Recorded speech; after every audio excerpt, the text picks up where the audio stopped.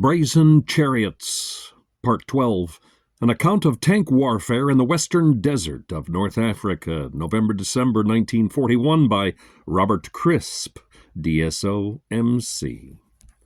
7th Day. By 6 o'clock, the honeys were dispersed outside the New Zealand perimeter. We were rested, and we had permission to brew up. My crew had not been used to going without a hot breakfast, and were pretty well organized to get one. They had not yet had to make one of those wild dashes for the tank, leaving the kettle half-boiled and the bacon just warming up as the first shell pitched into the sand or the first yell came over the air that panzers were approaching. Leaving a brew half-brewed was one of the most difficult things to do in that campaign. It was a decision often measured carefully against a shattered limb or death. There was no violent interruption this morning, and no breakfast was ever enjoyed more than that fried bacon laid on hard biscuit, followed by hot, strong tea. At 9 o'clock, a 3-tonner came round to each tank and filled it up with high-octane spirit. I thought of my drained, dry honey of the previous day and wondered what had happened to it. The first orders came over the air. We were to rejoin headquarters, 4th Armored Brigade, by marching 6 miles on a bearing of 117 degrees and a further 6 miles on a bearing of 158 degrees. Staff officers had obviously spent a busy night trying to get formations together again after the Holocaust and disintegration of Sidi Rezaiq. The 3rd Battalion's paltry 6 honeys, we were still minus A and B squadrons, moved off in an easterly direction. I looked at the map resting on the turret top in front of me, tracing our intended journey past trig points, burrs, and hagfits that had now grown familiar through frequent reference. After half an hour of uneventfulness, we heard that Brigade HQ was on its way from the southwest, and we were to make contact at Bir al-Halietzen. There, at noon, we met up once again with Brigadier Gatehouse. From that moment on, I can truthfully say that none of us had more than the vaguest idea where we were from day to day and hour to hour, or what was happening either to our own forces or the enemy's. The campaign swung violently from one end of the desert to the other. One morning we would be southwest of Sidi Rezaiq. The next afternoon we would be well east of the point at which we had spent the first night after crossing the wire. That I had actually seen the rooftops of Bardia that second afternoon was an unbelievable dream, part of another unreal existence. There was no such thing as advance and retreat. We roared off to areas of threat or engagement depending on the urgency of the information. We chased mirages and were chased by mirages. Every few hours a landmark or a name would punch our memories with an elusive familiarity, and we would recall a forgotten early incident or a battle fought there days before that was now part of a past so near in time but so distant in event. We went without sleep, without food, without washing or change of clothes, without conversation beyond the clipped talk of wireless procedure and orders. In permanent need of everything civilized, we snatched greedily at everything we could find, getting neither enjoyment nor nourishment. The daily formula was nearly always the same: up at any time between midnight and 4 o'clock, movement out of the laager into battle positions before the first light, a biscuit and spoonful of marmalade before the flap of orders and information, the long day of movement and vigil and encounter, death and the fear of death, until darkness put a limit to vision and purpose on both sides, the drawing in of far-flung formations, the final endurance of the black, close-linked march to the laager area, the maintenance and replenishment and order groups that lasted till midnight, the beginning of another 24 hours. Within this framework the battles were fought, the tanks were knocked out, the crews killed or maimed or fried. At the end of each day, the brief relief of the last light pause, when the desert grew quiet and cold and the moon rose on the sand and scrub, making black shadows of the escarpments and moving black shadows of the funereal columns of smoke. That pause had to be used to contact troop and squadron and regiment till the long lines of honeys and crusaders, like chains of dogs sniffing their introduction and recognition, moved off nose to tail in the night.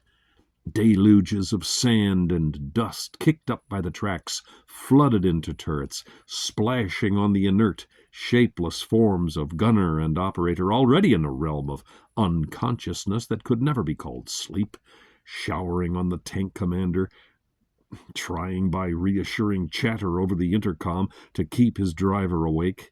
They were nightmare rides, but they had the merit of being without fear and imagine annihilation. There was always the security of the logger at the end of the ride. Most of us allayed the weariness and discomfort of those night marches by tuning into the BBC or that Middle European station, which, night after night, played Lily Marlene for the benefit of the Afrika Corps and the tear-jerking nostalgia of the Eighth Army. So the night and the snatched sleep and the unwilling dawn.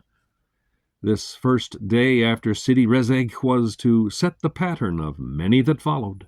The remnants of 4th Armored Brigade dribbled in from all corners of the desert until it became re-established as a fighting unit, if only at half strength. The 3rd Battalion was still minus 2 squadrons, which, we heard, were swanning about somewhere with other organizations. There was an early conference of senior officers, but not even at brigade headquarters could any authentic picture be created of what was happening in the battle. There seemed to be a general impression in the upper strata that Rommel and his armored divisions had been roughly handled throughout the campaign, and that all his moves were tactical withdrawals. Whether this was a deliberately created impression, I do not know. We certainly found it difficult to believe, but we clung hopefully to the idea that it was right. It was far more likely to have been the result of misleading reports of the amount of damage and casualties inflicted on the enemy. Gatehouse, who could not have been ignorant of the true situation, was always supremely confident, simply because it was not in his nature to feel any other way. He was completely sure of himself and his ability to control any situation his forces found themselves in.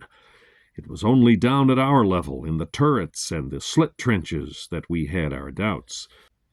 We were seldom under the impression that we had given the Germans a hell of a hiding in any of the organized encounters. Usually we just hoped that in some other locality, in some other part of the battle, he was having a worse time than he was getting from us. Thank God he very often was.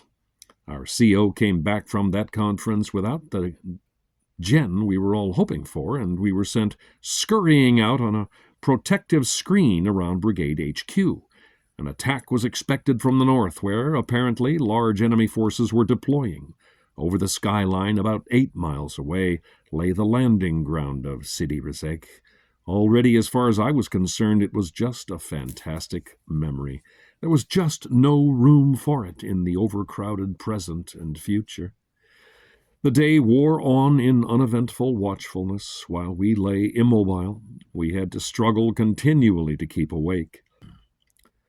In mid-afternoon, we were jerked into full awareness by an order to assist 5th Tanks in an attack on a large enemy column of MET, which was moving southeast about 4 miles from us.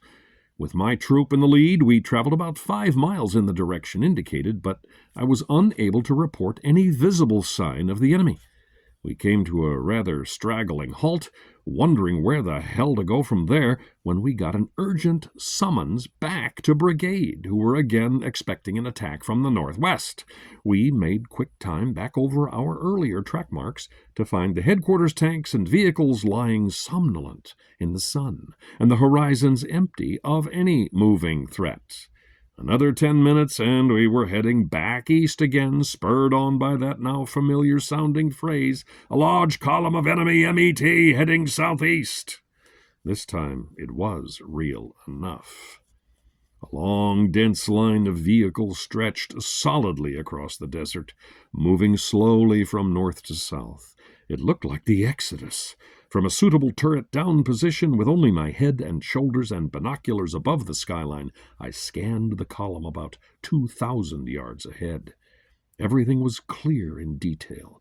The dark, square shapes of the infantry lorries with heads peering curiously out of the open back, the hundreds of supply vehicles, the great gaunt skeletons of a number of 88mm guns on tow, and not a tank or an armored car in sight. I switched the glasses back to the 88s. Their crews were mounted idly on various parts of the gun and framework and on the towing unit. They were moving slowly along with the broad main stream of vehicles, placed as they were in the middle of the column. They clearly had no role other than movement.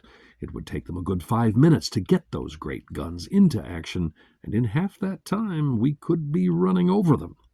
Switching the mic to the battalion frequency, I told the CO of the prize that lay waiting. It was clear from the orders that followed his acknowledgment that other eyes than mine were watching and other voices reporting. The brigadier had, in fact, just ordered the 3 tank regiments, or what was left of them, to attack in line on a broad front. Down the whole length of the German column's left flank the Honeys were marshalling, and at the signal to go we tore across the intervening desert in a manner that would have brought great joy to the Earl of Cadogan. Harry Maygraith's Honey was alongside me, with my troop tanks on the other side, and as we plunged forward I made an encircling pincher motion with both arms to indicate to them that we should run right through the vehicles and then turn back and try and enclose them.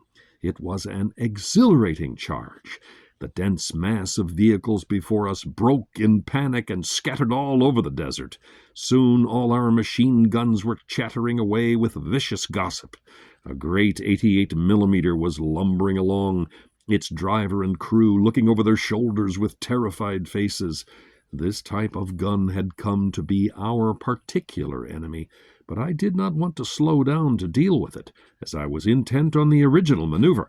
As I sailed past the 88mm, I emptied the chamber of my revolver at it, and then ducked into the turret as I saw the tanks on the opposite side of it traversing their guns to engage it. The whole enemy column was now in full flight along its whole length. Vehicles were careening across the desert regardless of boulders and ditches, and the tanks were no longer gaining on them. I ordered my troop to turn about and shoot up everything that came past. We had a fine time for about 10 minutes, and then, as the landscape gradually drained itself of fleeing transport, we swanned about picking off stragglers, shooting up abandoned lorries, and chivying the scores of dismounted Jerrys who were roaming about with their hands in the air. 2 abandoned 88s attracted most attention. We were staggered at the size of the things. No wonder they could blow our tanks to pieces at 3,000 yards. Harry Maygraith came on the air suddenly to tell me that he could see a Jerry tank. We pulled up alongside each other and had a good look at it, chatting confidently about it through the sets. "That's a Mark IV, Harry. Shall we have a crack at it?" "I'm game." "Right, then this is what we'll do. I'll swan about in front of it and keep it busy. You nip around the back and shoot it up when you get close enough. It's the only chance of knocking it out." "Okay," said Harry, and we moved off in opposite directions.